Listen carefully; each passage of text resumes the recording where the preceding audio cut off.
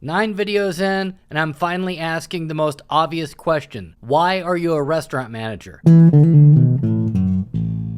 Was it thrust upon you? This is exactly how I got into management. I was bartending in college, and my manager asked me to lock up. And the following week, I agreed to help with the scheduling. And the next thing you know, that was my first restaurant management job. And at that point, I wasn't thinking of this being my career. This is the surprise aspect of the book. It wasn't until years later to where I actually thought I wanted to be a restaurant manager because I ultimately wanted to be a GM. Personally, I think being a restaurant manager is like being in boot camp. Boot camp is a means to an end. You do it so you can graduate to something else. And it's hard, but it's meant to be preparing you for bigger things. So why are you a manager? I've come up with 6 possible scenarios. I've also noted the surprise level. How much of a surprise it might be to you that you're a restaurant manager. Number 1, timed out. Surprise level high. You are in an hourly position like a bartender, server, or host. The job was meant to be a stopgap while pursuing other career paths. And when those aspirations failed to materialize, you turned to restaurant manager as an alternative that offered more longevity. Number 2, family business. Surprise level medium. Restaurants have been in your family for years and have been a part of your entire life. You may have thought that your brother or sister were going to go ahead and take the reins when it came time, but you find yourself with it resting on your shoulders. You don't have any formal training, but you know every square inch of that restaurant. You grew up in it. Your motivation is probably to do right by your family. Number 3, vanity project. Surprise level high. You were very successful in another profession. Name any big money position, doctor, lawyer, YouTube sensation, but you surely didn't make your money in restaurants. But you've decided it's a good idea to open one yourself. You've always thought about it. Your friends always said, what a great idea. You think opening your own restaurant would be fun. Just so you know, as a consultant, you are my biggest client base. I'm not going to say that it's not fun, but it's surely not easy. It's like that old joke, if you want to make $1 million in a restaurant, start with 3. Now it's eating away at a lot of your time,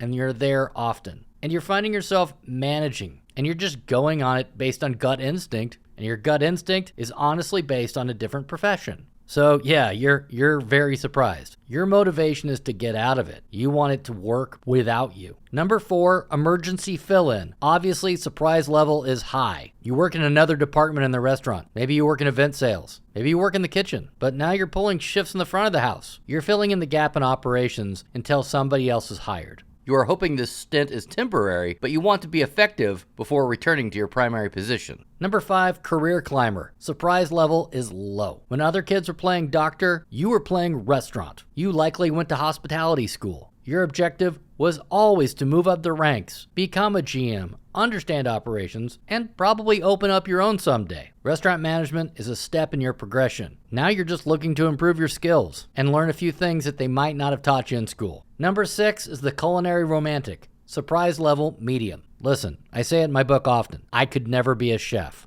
I absolutely believe that in order to be great, you kind of have to be born with it. It's an artistic talent, like being a sculptor. However, the culinary romantic oftentimes is a chef who thinks all they really have to do is focus on the kitchen. They focus on great food, everything else will fall into place. And yeah, your kitchen probably runs really well, but other challenges start hopping up. You're passionate about the culinary aspects, but far less so about operational requirements of the restaurant. So why do these 6 reasons matter? Keeping your motivation in mind will help you alleviate some of the more demanding aspects of management. Running a restaurant is deceptively challenging. You're obligated to remain calm when dealing with irrational guests, claiming their non-existent reservation was deleted by a vindictive host. You work long hours on the floor, followed by even more time in the office, coding invoices, verifying payroll, answering online reviews, and making schedules. You work to inspire your team, most of whom view their employment as temporary until they get their, quote, real job. But this is your real job.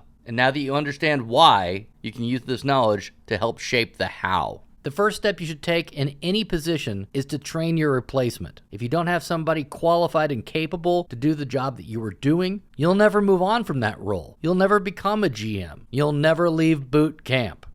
All right, that's from chapter 1 of The Surprise Restaurant Manager. It's available on Amazon and where all good books are sold. It's also available on Kindle, download for 99 cents, or listen to me talk for 5 hours on Audible. Don't you want to hear this voice for 5 hours? You know you do. Please consider subscribing, I'm that person who 9 videos in is asking for people to subscribe. This is a vanity project. And I know it.